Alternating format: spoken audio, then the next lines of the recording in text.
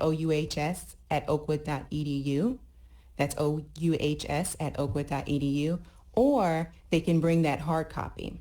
Okay. Now, some students will say, well, some states don't allow you to get tested without being symptomatic. And that's okay. We can test you once you get here. Oh, okay. Our desire is for everyone to be tested before, but we know the circumstances may not allow you to do so. So you can get tested once you get here. Okay. So I got a question about that already. So if they can be tested, they need to be tested this week Yes, because August 1st is just around the corner. right. Right. August 5th is when I think. August 5th. Yeah. So So August 1st, I think, is graduation, and then Okay. students start coming back August So 5th. this week is really a good time to go ahead and get your tests, and so you can have your results and ready to email them back. Correct. Okay. Yes. All right. So students will also be required to complete an e-learning module just to kind of familiarize yourself with what are the policies at Oakwood and then what it looks like for symptoms of COVID-19. Okay. In addition, they'll complete a pre-screening questionnaire. They'll just go over the symptoms. Have you been exposed to COVID-19? Have you tested positive within 7 to 14 days of COVID-19? And some of those similar questions. Okay. There also is going to be an app they'll download, and we'll send that information out soon. That app will allow you to complete questionnaire daily for you to monitor your symptoms, so we can just kind of keep track, and so you can be aware of what your symptoms are and if there are any changes, so that we can identify what date those changes were and go from there as far as contact tracing. When students arrive, there'll be a screening facility. There'll be a tent outside the main inside the gate, and we'll be able to check temperatures. Any visitors that they have with them, they'll also have to complete a health questionnaire. We'll take their temperature as well. And at that point, if they're cleared, they'll be able to receive a packet, which will provide an OU mask. It'll be branded, so you'll have a university mask and hand sanitizer as well in that packet, and they'll be able to proceed to the next step, which is moving in the dorm. Okay. Okay. If they're financially cleared, they can go into the dorm by appointment. And if they're not financially cleared, we'll still be able to help them. They'll be able to go to Cunningham for that process. Everything is a one-stop shop in there. They'll be able to complete that process and then again move into the dorm by appointment. Okay. Now, so the folks that are coming in that aren't able to get their test and have it emailed to you, they're going to come in, they're going to be tested in this tent and everything. Do they have to quarantine, and how do they go to a different place? You know, how's that handled? So For their 14 days, right? Those that are coming in that have to be tested once they get here, do they still have to quarantine or be isolated for those 14 days? that 7 to 14 7 to day 14. window. Okay.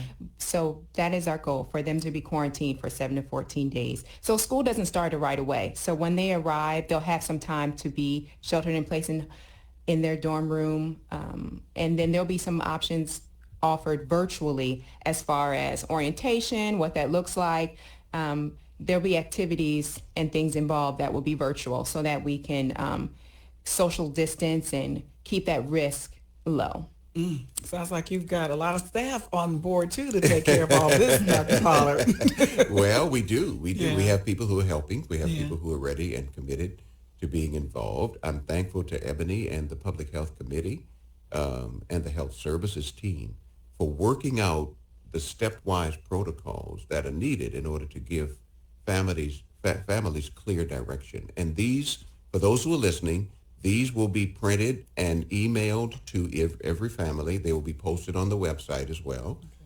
They'll be communicated through USM platforms. We'll use Twitter and Instagram and all the others so that everybody is saturated with what it is that needs to happen. We want to make sure that in the midst of a pandemic, one of the things that's really important is clarity. Right. It's clarity of communication and frequency of communication. And that's why if you look through this virus, we've intensified our communication, whether it's inside Oakwood, whether it's all the communication we're sending out via electronic media.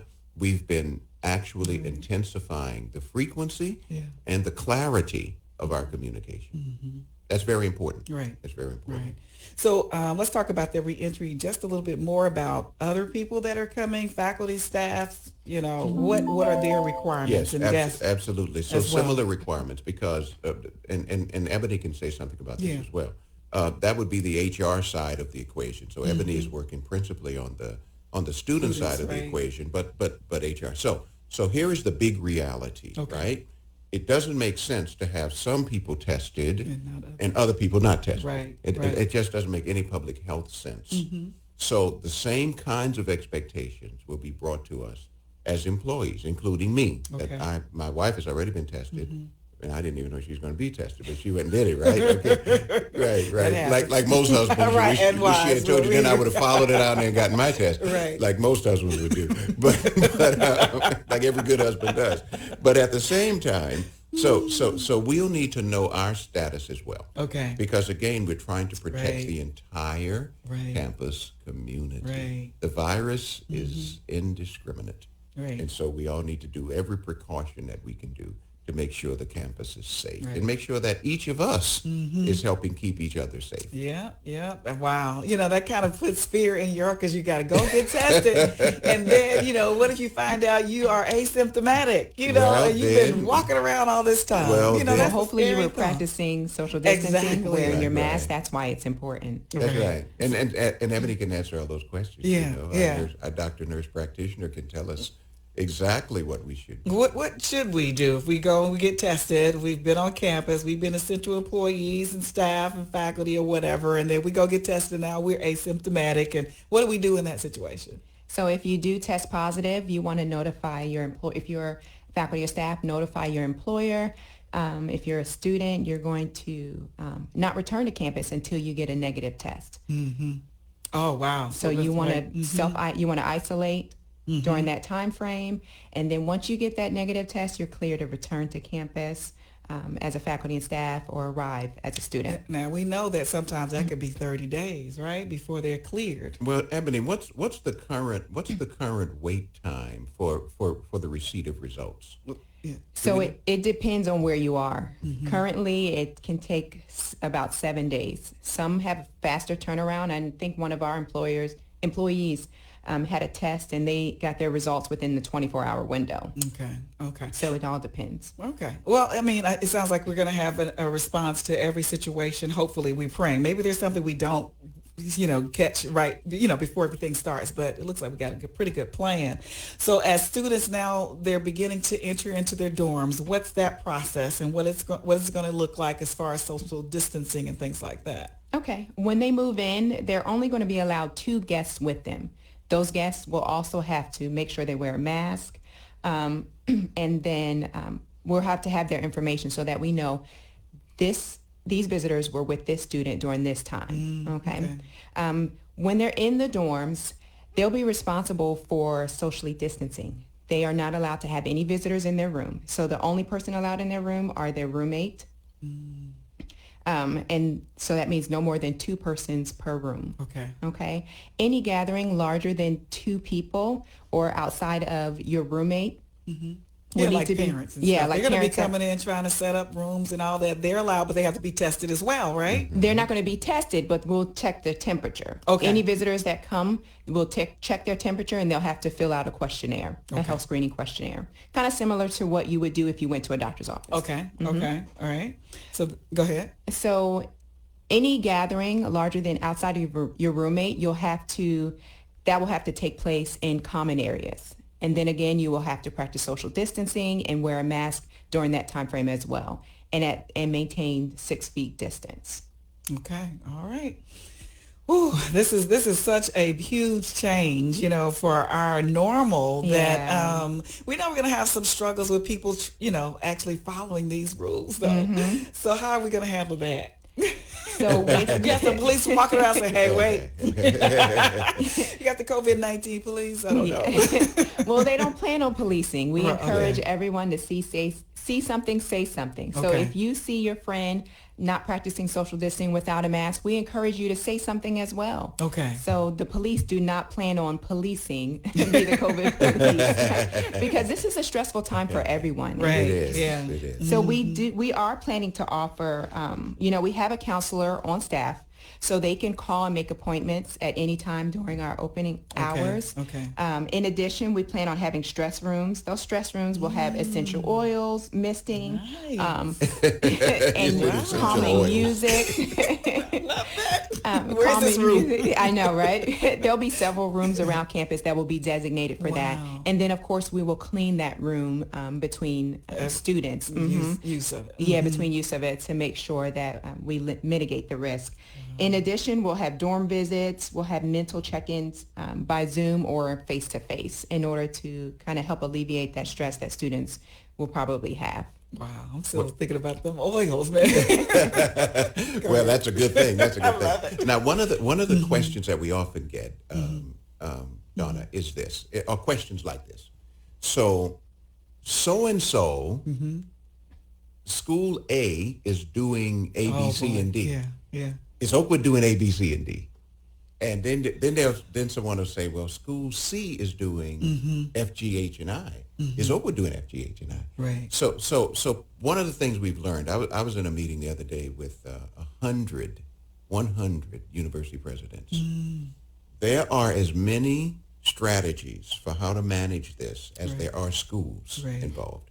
And there's no single shot kind of event, a single kind of strategy.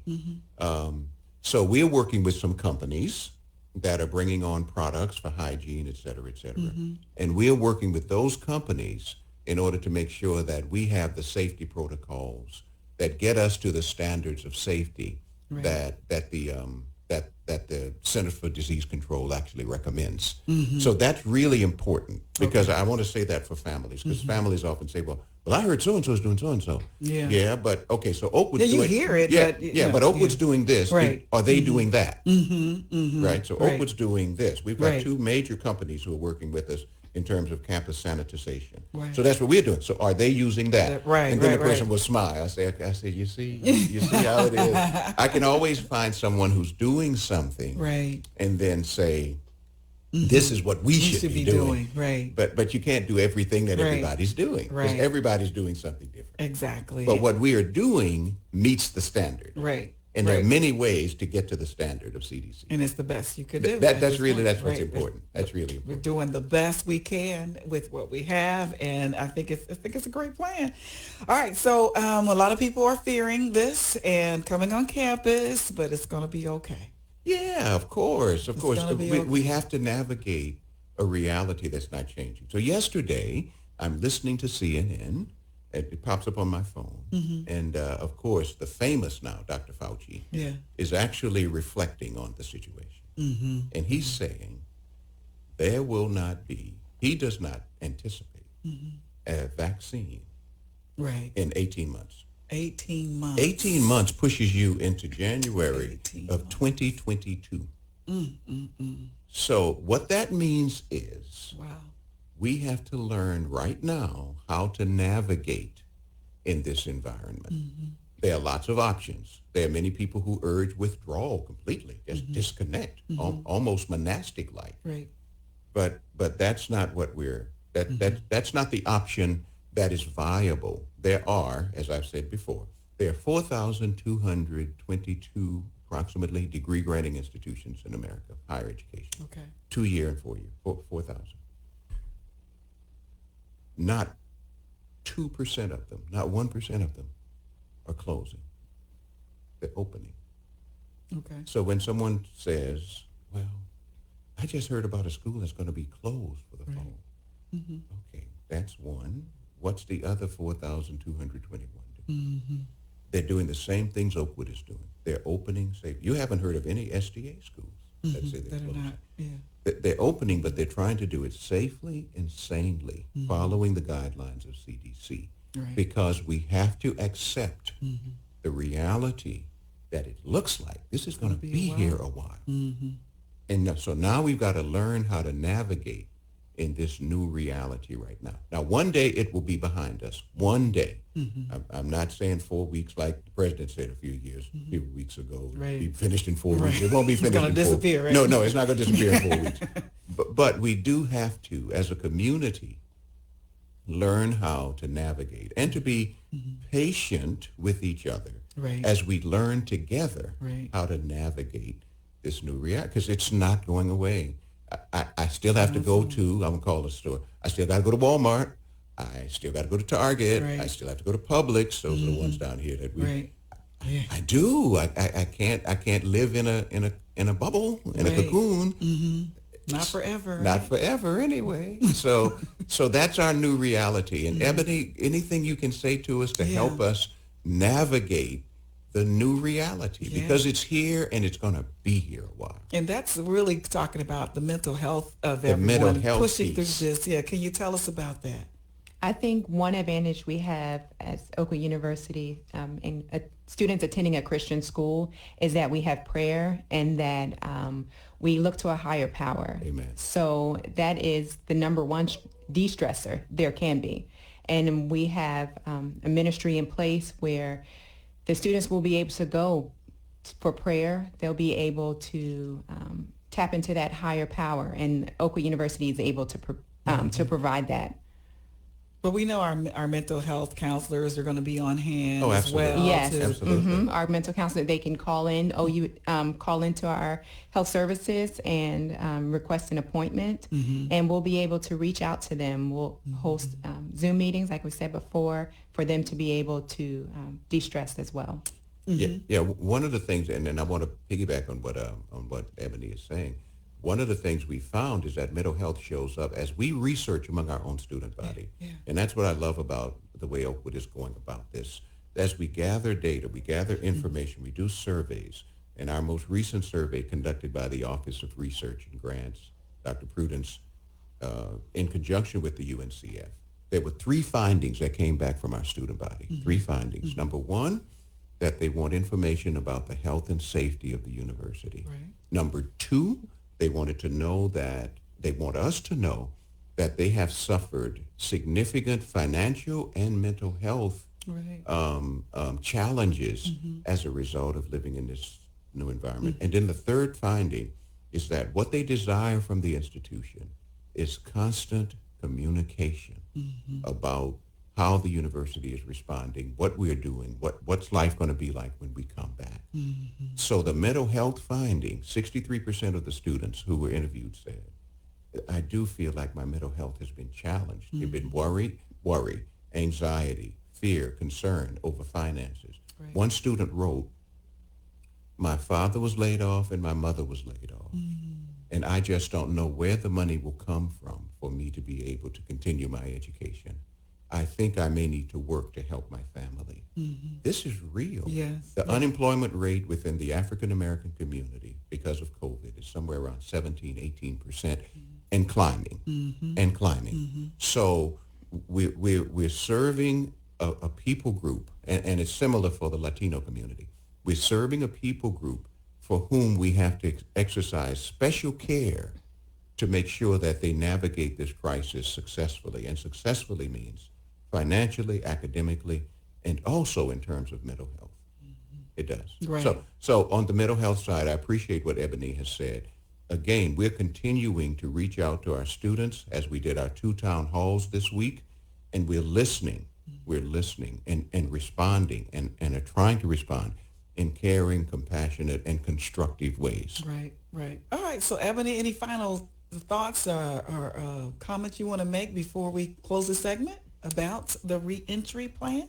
Well, if anybody has questions, they can email health services at ouhs@oakwood.edu or even call us at 256-726-7840. Go ahead. That's the health services number. Okay, and tell us about that app again. I've heard about it a couple of times. What's the name of the app? So it's a COVID-19 tracker. So we're looking into students that are international. I know some of their concerns where they may not be able to access that same app, but we'll have that information within the week and Okay. communicate that to them. All right, so that'll be Okay. coming forward soon. with Yeah, all of the yeah. details about Yes. the app and everything. I think that's great. And Yeah. if they have any questions, if you go to Oakwood's website, www.oakwood.edu, at the top banner, there's a yellow banner. You click that, that gives you all COVID-19 related information, and it will be updated with the information for the students, faculty, and staff.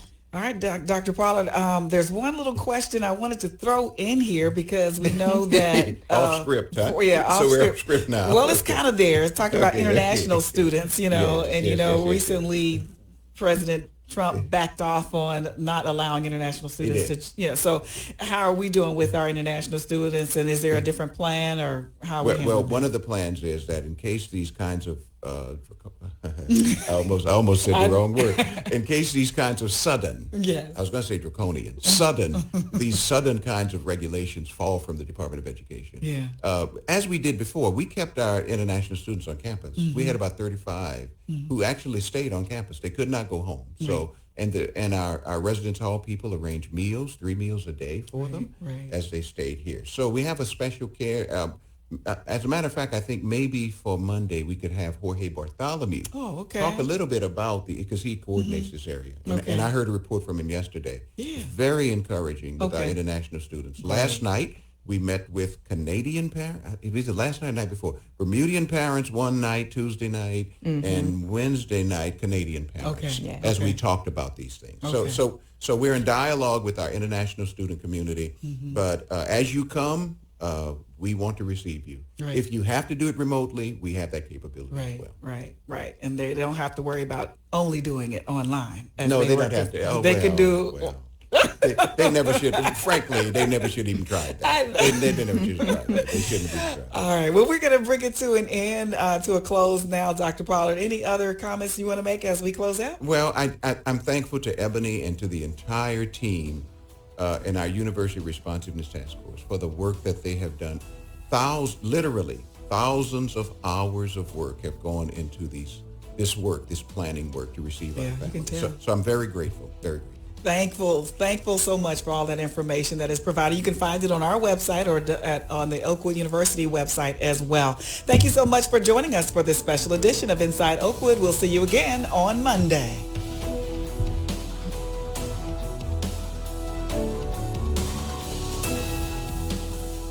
WJOU Huntsville.